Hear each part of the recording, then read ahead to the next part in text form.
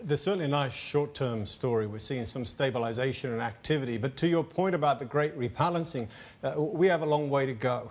The odds are these numbers suggest a little bit less fiscal support is needed. What is needed at this point is a real reform targets, and we haven't yet seen that. So good short news, term news, but we're yet to see some positive long-term developments.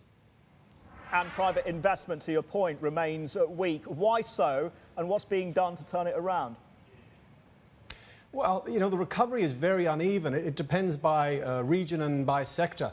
What we've seen is that the property sector, state-owned firms, large cities have all benefited from modest stimulus and a slight recovery in growth over the last few 6 months, 12 months. But nevertheless, we haven't yet seen a real broad-based recovery.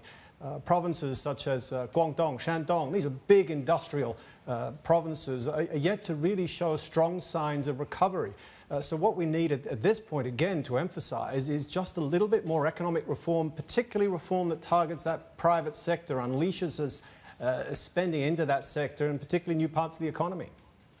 Housing boom is driving growth right now, Ben, but we've seen this story before. Is it all going to end in tears?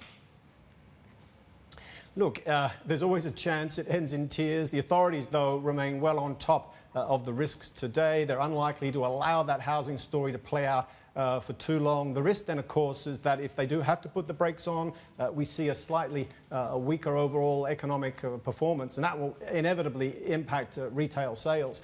So it is a small concern, but I wouldn't say it's a systemic risk. Really, it's the unwinding of debt positions, particularly in the corporate sector, growing bankruptcies. That will be the greatest long-term risk, at least over the next 2 to 5 years.